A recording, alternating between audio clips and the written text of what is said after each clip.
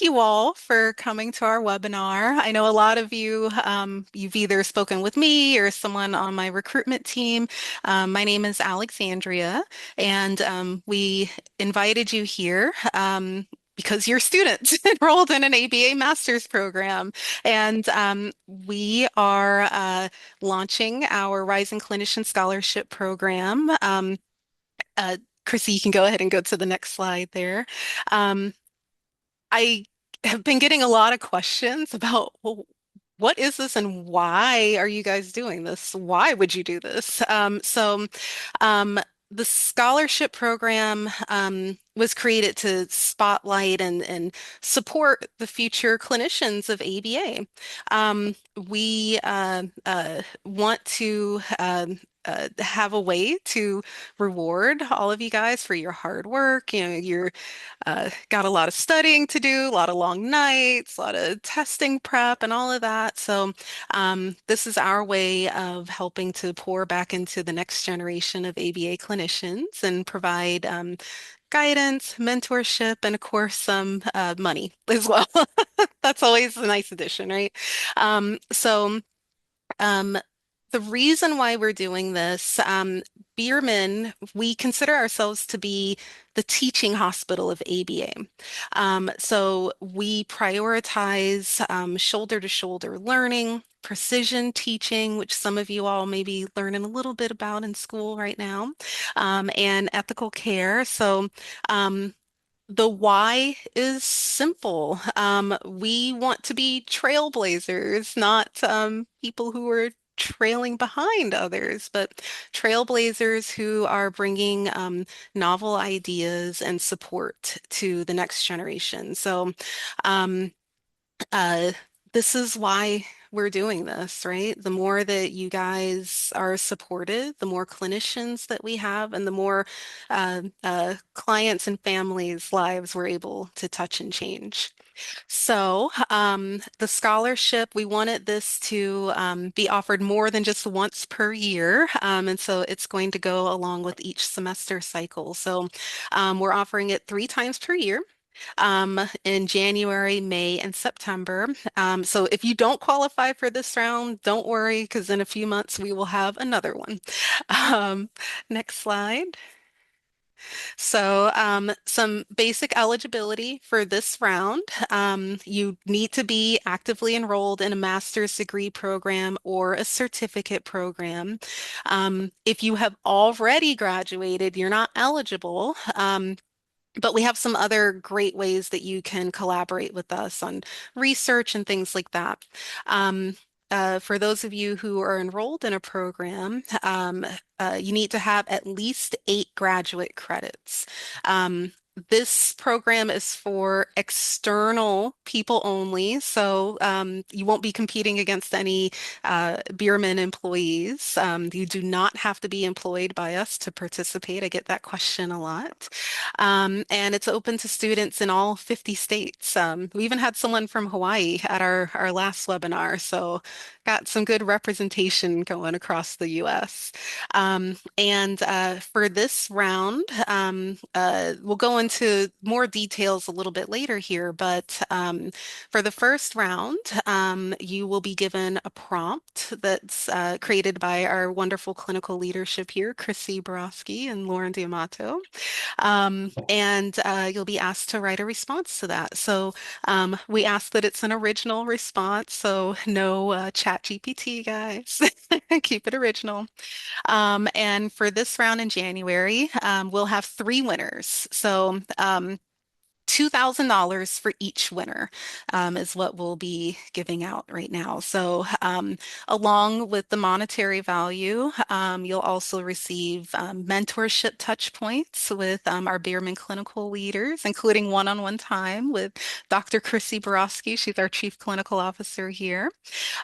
You will be able to show off a little bit, get some good LinkedIn and resume recognition to add to your resume. We've got some great shadow day opportunities, and this is available whether you're physically near our center or not.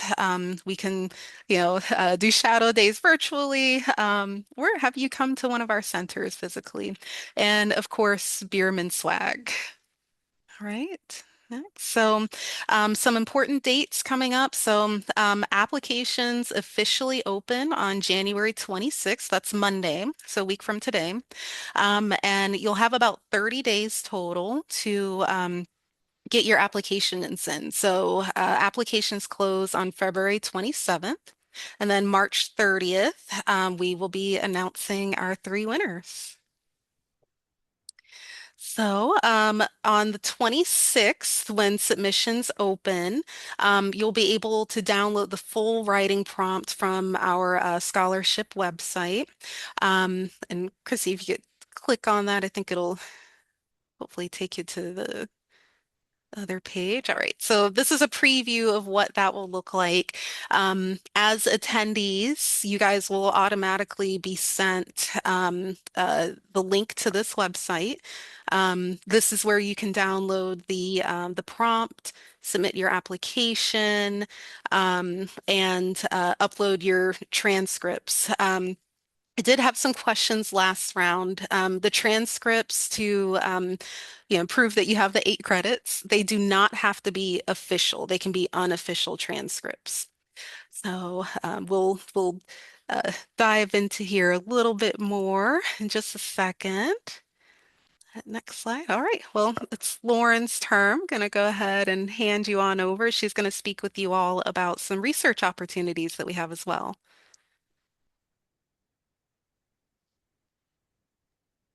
Hi everyone, thanks for coming. My name is Lauren. Like Alexandria said, I have been with Bierman Autism Centers since 2021.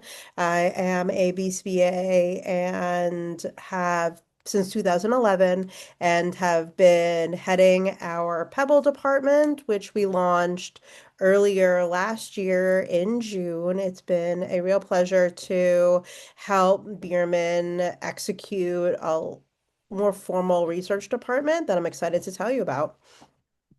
So PEBBL stands for Progress Through Evidence-Based Behavior Lab. So this is an acronym that really represents the mission of the department, where our focus is on integrating research design and experimental procedures into our everyday sessions so that we can determine best practices that can maximize the outcomes for our learners and staff so that the therapy that we are delivering is individualized to such an extent based on that learner's profile and skill development history that we are basically taking the sessions that we're doing every day and using that to make these database decisions, and we're doing research around how we can basically execute that kind of feedback loop of doing more therapy, getting more information, and then using that to maximize our learners' outcomes. Next slide. Thank you. So when we first got started in May, June of last year, our focus was really on integrating research designs and I guess firming up a couple of procedures that were already in place. So, as you may know, Bierman is an center-based ABA provider for children with autism, and we have approximately 25 centers across 7 states. So, what can easily happen is amazing clinical work in any one of these centers, but other centers may not know different procedures that are being used with any individual clients in any one center. So we are looking at what is already happening in our centers and how can we work to replicate them across different learners that we have in different centers, but that again may show those same skill deficits or learner profiles so that we can say, hey, these procedures worked really, really well with this other learner in Massachusetts. Let's try to replicate those same outcomes, but using the same procedure for this learner maybe in North Carolina. So two areas of initial project development were integrating fluency-based instruction into the staff training that we are doing with our new behavior technicians that join our team. We are investigating the impact of having our new behavior technicians practice the elements of a behavior support plan in a fluency arrangement to see how that impacts their ability to implement that behavior support plan in session on the floor with their learners. We've also integrated fluency-based instruction into some of our sessions with our learners with autism so that, again, initially we've seen some indication that it can help improve attending skills for some learners, and we're looking to see if we can replicate those same outcomes. Speaking of outcomes, that is our other big umbrella. So again, we've had some research that we've started regarding feeding, toilet training, and the use of mirrors when we have learners that may not be picking up new gross motor imitation targets as quickly as we would like slash kind of expect. So these are three examples of areas where we had a specific learner profile and we used some innovative techniques to maximize those learners' outcomes. And now we're looking at replicating those across other learners that show similar profiles. So as Alexandria mentioned, we have opportunity to take on some external candidates within our lab. So if you may not be eligible for the scholarship, or even if you are, there may be opportunity for part-time positions within the lab if research is an area that you think you may want to explore further for your professional experience and resumes.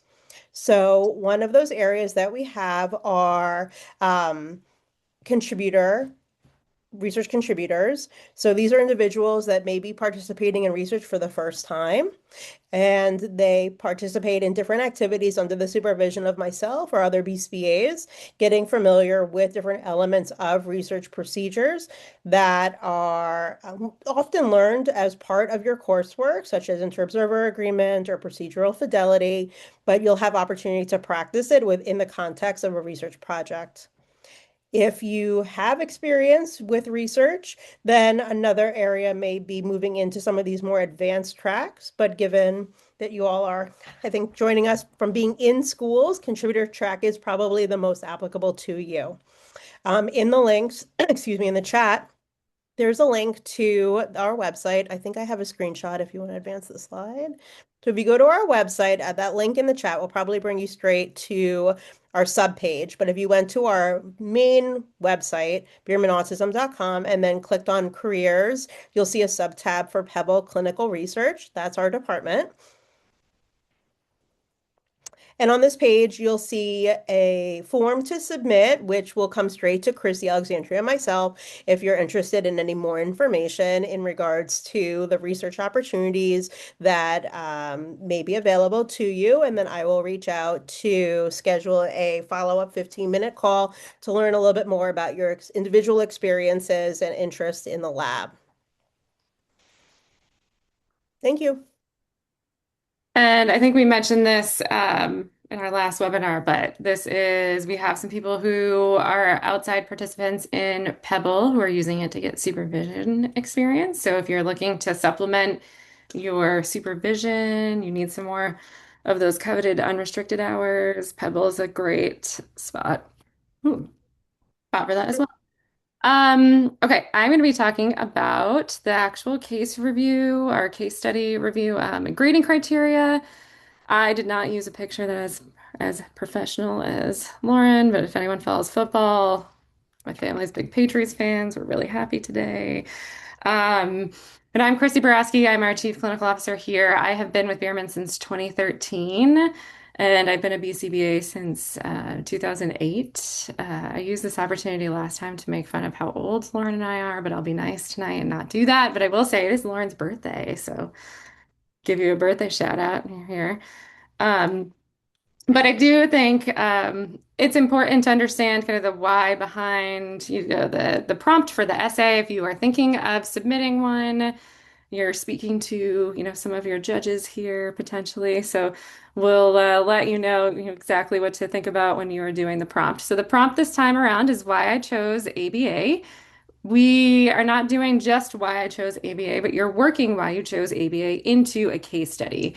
So we're going to give you a case study of a little guy named Ethan who has some very specific characteristics, and you can flex your ABA muscles. This is why you need to have a couple of courses underneath your belt before you do write this essay, because we're asking you to really think about an individual case, how you might make some changes there or apply things, and then tie that into your overall journey as to why you chose ABA.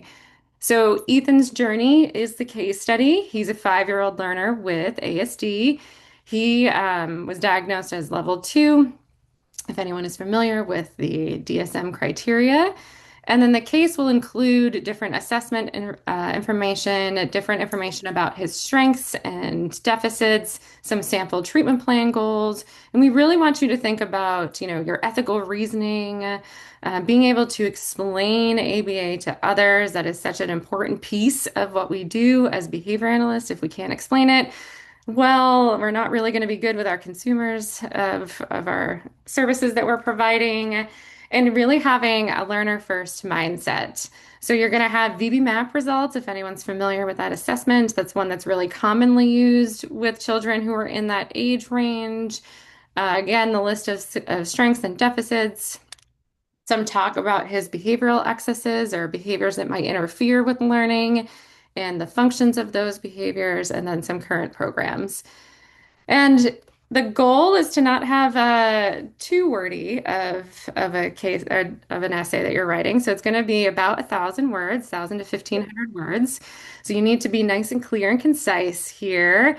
And you're talking about what aspects of Ethan's strengths and challenges resonate with you and your journey and your purpose for getting into ABA. I know everyone does typically have their own unique reason as to how they happen to stumble upon this field. I think it's maybe less of a stumbling than it was back in my day when there weren't that many of us. But you stumble on this field for usually some type of very purposeful reason. And how can you tie that in here? And then which behavioral principles or teaching strategies would you apply here? And how does supporting learners like Ethan align with your vision for your future as a clinician? So a future BCBA. And then scoring is important, right? You're all going to be scored. So the way that we score these is we take out all of your identifying information. So they are scored blind just by reading the essay and then comparing it to our categories here. So we're looking at giving points for personal motivation and connection to ABA, looking at your conceptual grounding in ABA and ethics. So this is where, the first one's really tying in that personal piece, and the second one's really looking at can you apply the foundational skills that you've learned about ABA into this essay. And then also the case study. So what your interpretation was. And again, as Alexandria said, has to be your own unique analysis of this. There's lots of cool things that we have learned to use AI for in our research. Lauren will tell you that there's lots of AI use that we do, but don't use it to write your essay. And then across all categories, we're looking at your writing style. So are you using language that has clarity in it? Do you have a thoughtful organization to how you wrote out your essay? Again, originality, and then aligned with learner-centered ethical care, which is really important to us here at Bierman.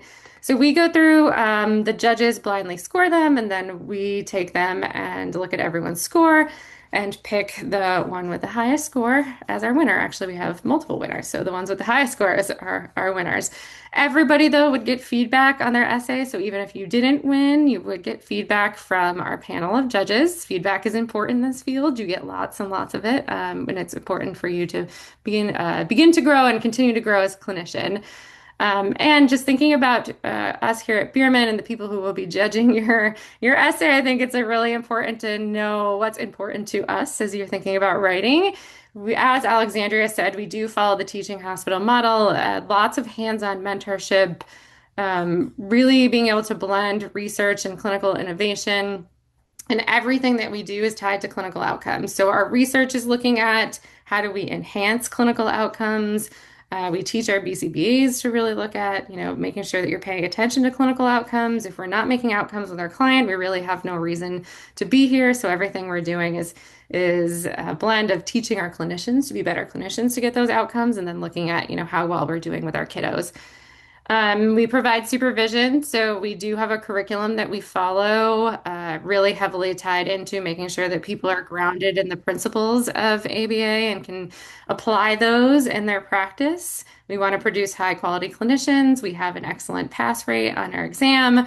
In 2024, we were at 100%. 2025, we were at 85%, and that's clinicians who or people who have been with us for over 50% of their supervision hours.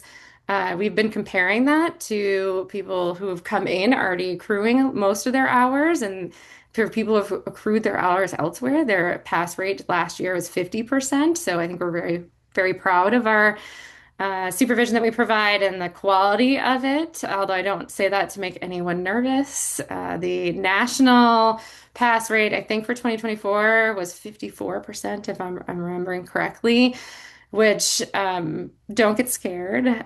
You're all here because you clearly have motivation to be studying in the field. And if you have good supervision, good study habits, you will pass the exam.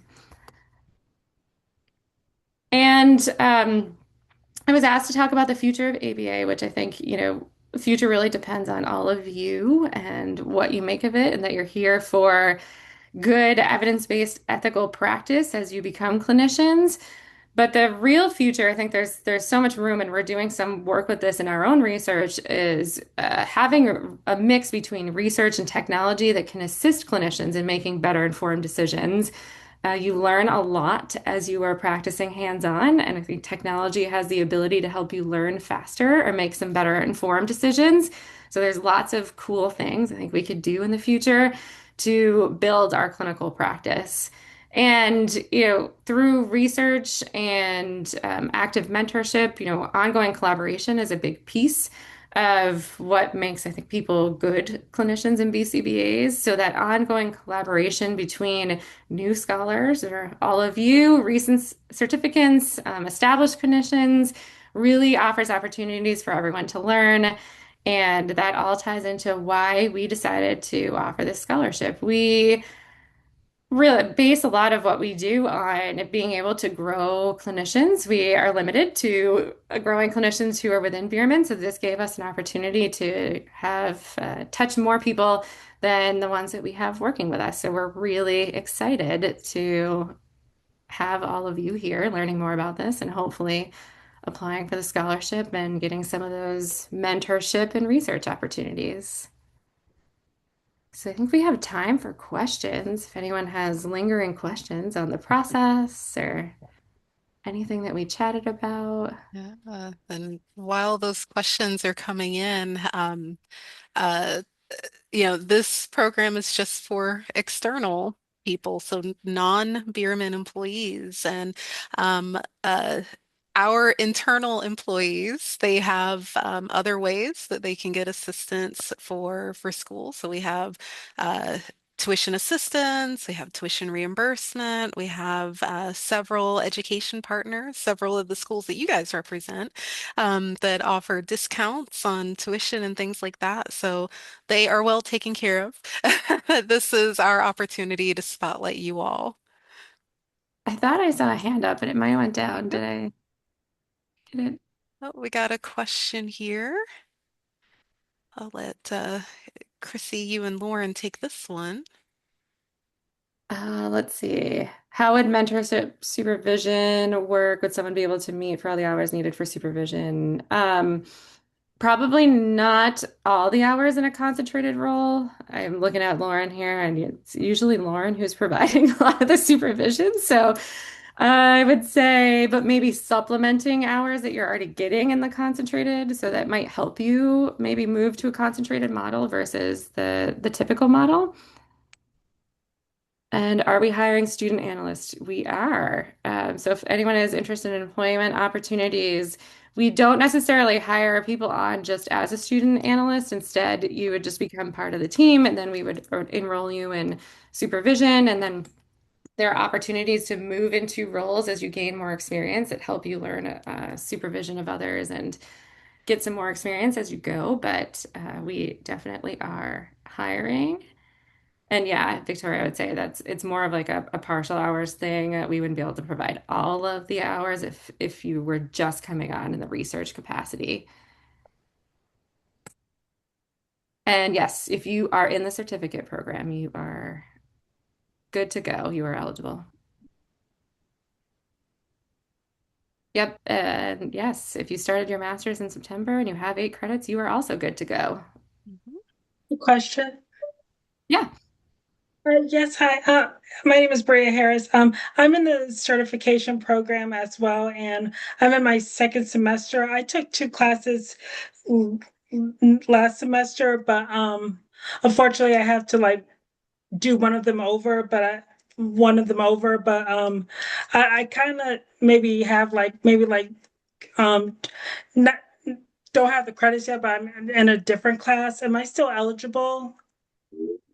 Um, if you don't have the full 8 credits yet, maybe not yet, but I would probably say you would be for our next round. So I would apply in our next round, which is it May? May, yeah. Okay, and second thing, do you guys hire virtually for employment if you reside in another state?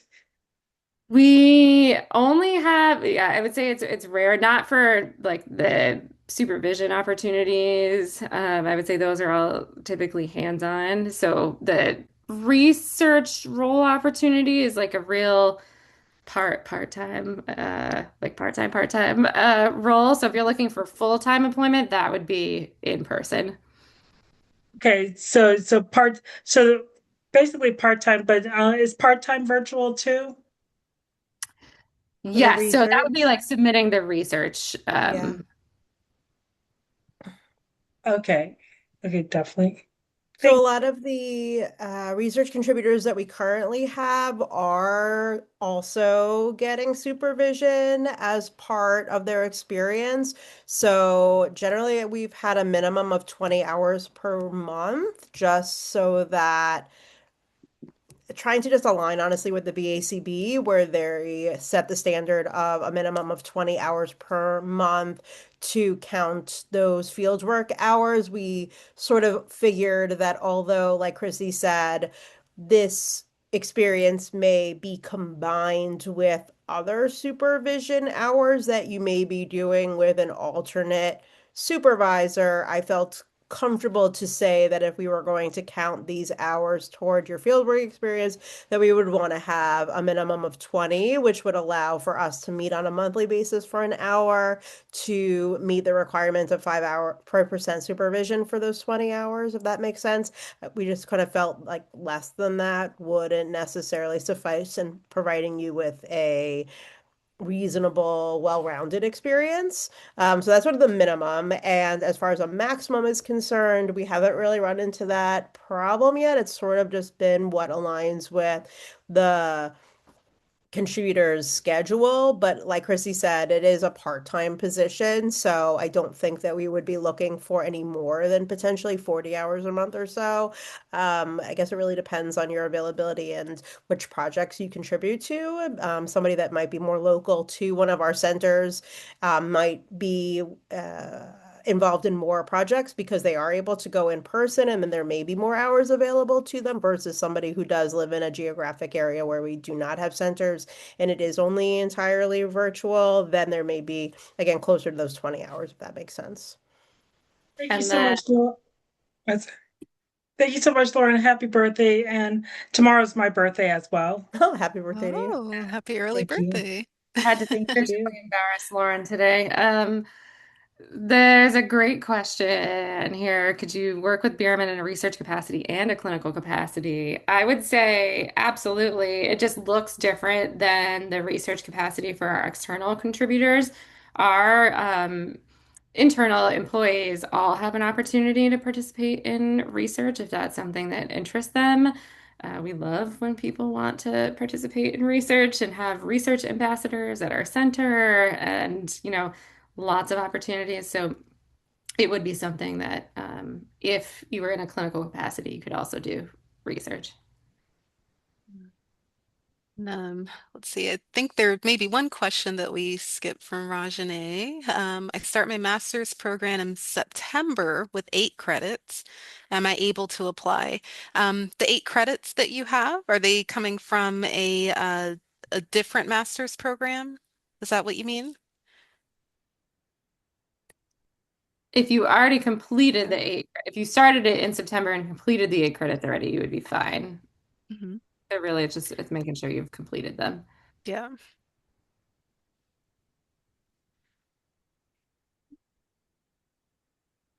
The Oh, you so started you this. you Okay. start in September. So is it the 8 credits coming from like a separate master's program, maybe like Masters of Education, and then you're switching to an ABA program? And Chrissy, I think we had someone ask about that before. Yeah, And if I you just making sure that someone has 8 credits of behavior analytic coursework under their belt. That's the thing that we need to make sure. Mhm. Um, and then is there flexibility with hands-on lab work? So your teacher, yeah, that's a great question. So if you are somebody who has maybe more free time during the summer, we do take people on for is it like a quarter, Lauren, essentially, for projects for like a quarter. So you could potentially take on a research project over the summer when you have free time and then be done with it when school starts again. it looks like Rajane has some clarification here. So the 8 credits are coming from a Master's of Education with a concentration in ABA. Okay. As long as And it was, that should be fine. yep, yep. As long as it was ABA related. Yeah. Um, Virtual mentorship. Lauren, do you want to answer what virtual mentorship might look like? I don't see the question. Is that just it? What is virtual I That's know mentorship? that from research. Matthew Grimes, I think. Virtual mentorship, that's a good question. I mean, sorry, I don't see the question. Is it in context of research? Oh no, I see the question, so I can answer it. Yeah, so I think it's in the context of maybe just our mentorship that we offer if you win the essay, maybe, which Oh, I'm your I'm mentorship. I'm making an assumption there, so I don't know. So I would say if it is, virtual mentorship would look like opportunities to meet and review like different behavior analytic topics. Um, and then, I think it depends on areas of interest as well, because we can tailor mentorship to areas of interest, either clinically research, really it can be tailored to everyone's unique needs as a up and coming clinician. Oh, and if you're graduating in July, I would apply this time around Mhm. before you graduate. And then once apply, if you actually win and you get the mentorship, it doesn't matter if you graduated at that point. And I don't think that we have decided how long the mentorship lasts. That is a really great question. Yeah, we have not. We have not. No. Um, wow, what a good question. You're going to have to make us think about that. I think we would probably have to make it time limited. Knowing myself, I would love for it to go on forever. But we would set that up or determine that and set it up and let someone know upon the start. But yeah, we haven't decided that. Yeah, that was a great question. Ooh, when does the application for September open? So, as long as you're on our reminder list for updates, we'll be sending you information for future rounds. Um, uh, so September date is kind of to be determined at this point in time, but as long as you're signed up, you're fine. And Rajane, I just want to make sure that we're clear because we had to revisit your question a few times. The as long as the 8 credits that you have are coming from the Masters of Education with the concentration in ABA, you're eligible for this round. So you wouldn't have to wait until September. And then Christy, just to hop on what Chrissy said. So um, uh, for anyone who has a pending graduation date, as long as you are still enrolled in school by the application close date, you are eligible. So the application close date is February 27th. So as long as you haven't graduated prior to that, you're eligible for this round. Right. And more details, let's see, more details about the activities of the mentorship program. Um, those are real, I would say, pretty open in terms of mentorship. It really depends on kind of your area of clinical practice or the area of clinical practice you want to go into. Typically, we look at opportunities to like dive deeper into clinical topics. If you are interested in research, maybe it is like taking on a research opportunity. If you're interested in, becoming more of an expert in a certain clinical area where one of us are subject matter experts in, then it would be opportunities to like practice that skill and learn some more. It's really the activities can vary depending upon, what that particular person's area of interest are so that we can make sure it's individualized.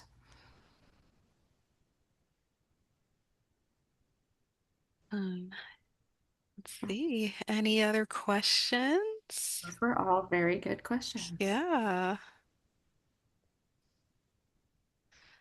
And if you all do have additional questions, you can reach out to us on our scholarship email address. Let me copy and paste it for you all here.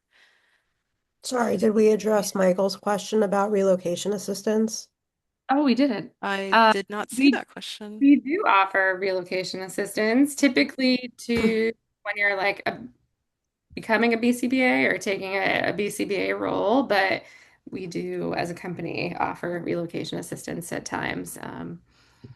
Feel like that's Alexandria's area of expertise. Yeah, yeah. So it is absolutely something that we do for our BCBAs, those of you who are coming into a BCBA role as well. Um, I am going to put my email address in here. Um, and I'm more than happy to speak with anyone one-on-one about employment opportunities, relocation, all of that. If you have not visited our website, we're in 7 states right now. So we're in, let's see, Arizona, Ohio, North Carolina, uh, Rhode Island, New Jersey, Massachusetts, and Indiana. Those are our 7. Right. Let's see here. And I I think think, Lauren answered Victoria's question in the chat, so I think we answered them all. yeah, yeah. So you, if you don't win, you can still participate in research. The research is kind of, it is always there. So if you just fill out the informational form here, Lauren will be getting in touch with you as soon as she gets that, or as soon Um, as her schedule will allow. and she has a great question. We are looking for master's level people to participate in research just as much as doctoral level. I think Lauren and I have talked about this. I think it's really important for master's level clinicians to be research minded and oriented. I think it helps you in your applied practice. So we would love for people who, are at the master's level to get more involved in research. You don't have to be at the doctoral level or, working on your dissertation to do research. Mhm.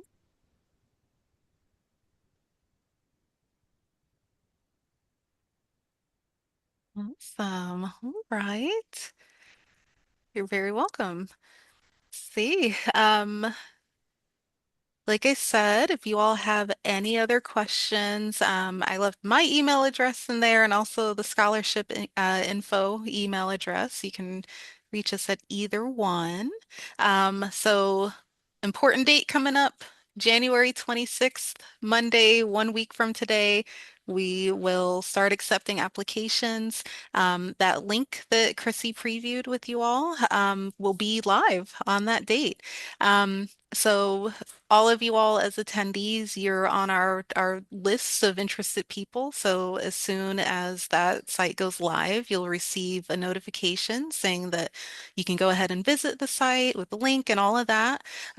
If you happen to have any questions along the way, like I said, you can reach out to us with any questions. But we're all so excited. I have loved those of you who I've spoken to through email or on LinkedIn. I have loved chatting with you all and so excited to see how excited you all are.